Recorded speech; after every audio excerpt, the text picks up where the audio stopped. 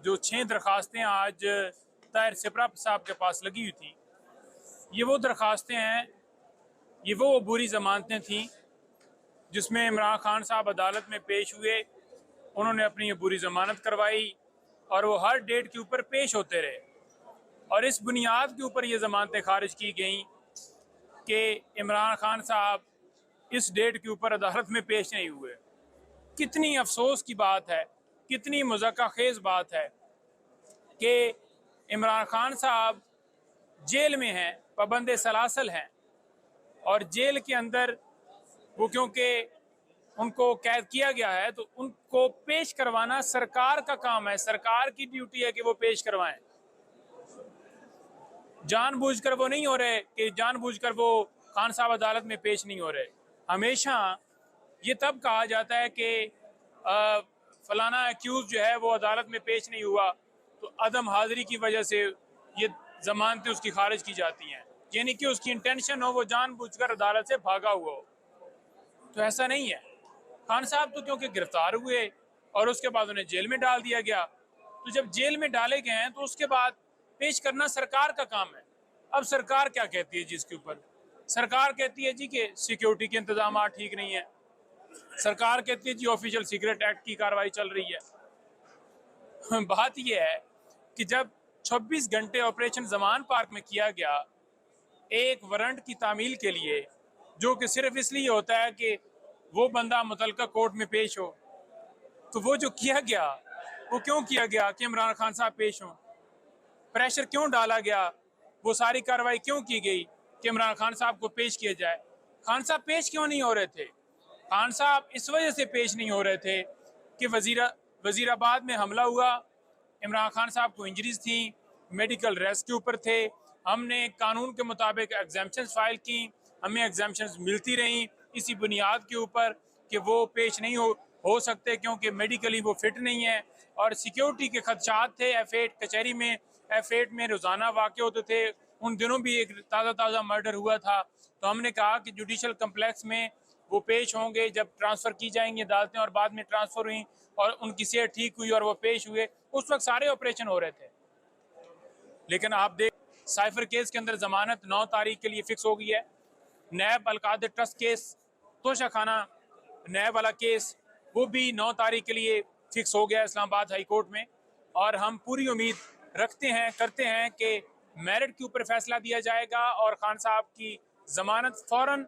Cipher case के अंदर तो देर करनी नहीं चाहिए क्योंकि ये हमारे लिए बैस कौम एक शर्मिंदगी वाला मामला है कि बाहर से धमकी मिलती है और हम अपनी हुकूमत जो चल रही है, बेहतरीन मईशत जो है वो रेट जा रहा है, और उस धमकी की सूरत में वज़ीर आज़म को हटा भी देते हैं और साथ ही हटा के उसे गिरफ्तार करके FIR भी देकर अमेरिका को कापी भिजवा देते हैं कि ये लें जी आपके हुक्म की तामील होगी। प्राइम मिनिस्टर जो हल्फ लेता है उस हल्फ के अंदर ये शामिल है कि कोई भी ऐसा मामला जो अपनी जो मुल्क के अंदर जो अपनी कौम को वो बताना जरूरी समझे तो वो बता सकता है। ये प्रोटेक्शन उनका हल्फ देता है, ये उनके हल्फ में शामिल है। तो उन्होंने क्यों बताया? उन्होंने इसलिए बताया क्योंकि हमारे इंटरनल मामलात के अंदर मुदाखलत की गई और उनका ये फर्ज था कि वो बताएं, और कोड्स नहीं शेयर किए गए बल्कि जो साइफर था उसको डीक्लासिफाइड किया गया। डीक्लासिफाइड करके उसका तर्जमा, उसका मफहूम जो है वो कौम को बताया गया कि इस तरह से हमारे अंदरूनी मामलात में मुदाखलत हो रही है।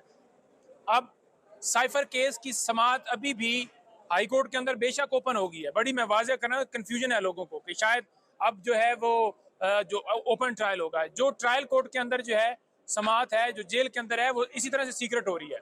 उन दरखास्तों के ऊपर फैसला महफूज है, अभी तक उसके ऊपर फैसला नहीं हो रहा। 25 तारीख का फैसला महफूज किया हुआ है। हम ये कह रहे हैं कि अदालत वहां पर अडयाला जेल में जा ही नहीं सकती। अदालत को जो शिफ्ट किया गया है, वो जो नोटिफिकेशन है, वो नोटिफिकेशन को कलअदम करार दिया जाए।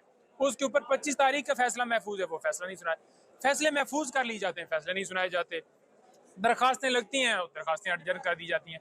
तो इसे कहते हैं कि जो आर्टिकल 10A के तहत फेयर ट्रायल नहीं मिल रहा, ड्यू प्रोसेस नहीं हो रहा।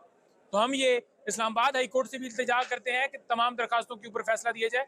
सुप्रीम कोर्ट से भी इस्तदा करते हैं कि वहाँ पर 90 डेज के अंदर इलेक्शन वाला मामला पेंडिंग है, ऑफिशियल सीक्रेट एक्ट और आर्मी तरमीमी एक्ट के अंदर जो दरखास्त तरमीमी जो बिल किया था उसके ऊपर दी हुई है वो पेंडिंग है। और इसके साथ साथ वहाँ पर जो सिविलियन का मिलिट्री ट्रायल है नहीं हो सकता, इस हवाले से दरखास्त पेंडिंग है, वो नहीं हो रहा डिसाइड।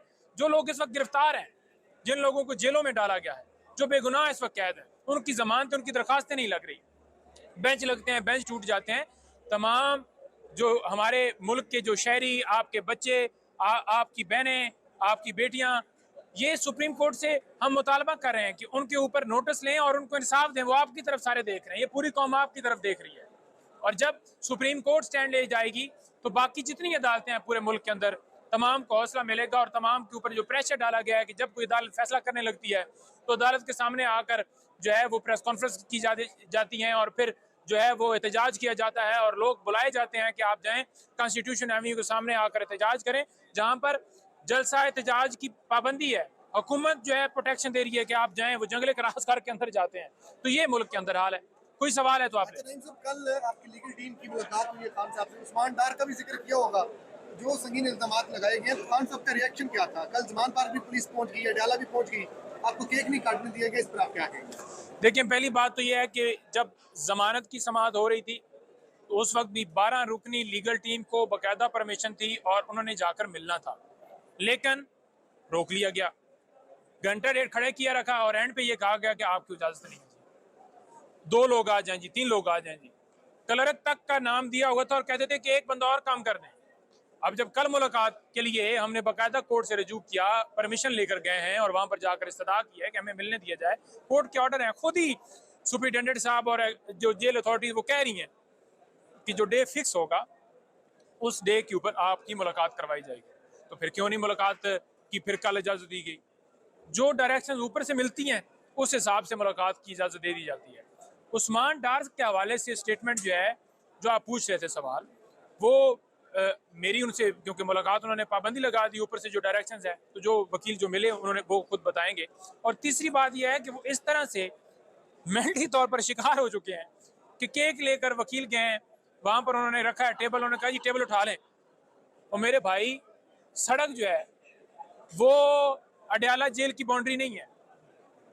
आप जेल के अंदर तो ठीक है, आप लगा दें जी कि जेल ये हमारी अथॉरिटी इसके अंदर हमें इजाजत नहीं देते, वो भी पहले बताएं ना किस कानून के तहत आप कह रहे हैं। और जब जो है वो केक सामने रखते हैं तो वो कहते हैं जनाब आप केक जो है वो यहाँ पर नहीं काट सकते, पाबंदी है, ये नो गो एरिया। जो पुलिस वाले लोग हैं, जो मुख्तलिफ थानों के SHO हैं, वो बुलाए जाते हैं पहले कि जो जो आएगा उसको गिरफ्तार कर लिया जाएगा। ये है मुल्क के अंदर जो हम हर वक्त जो है वो हमारे साथ लाकानूनीयत हो रही है।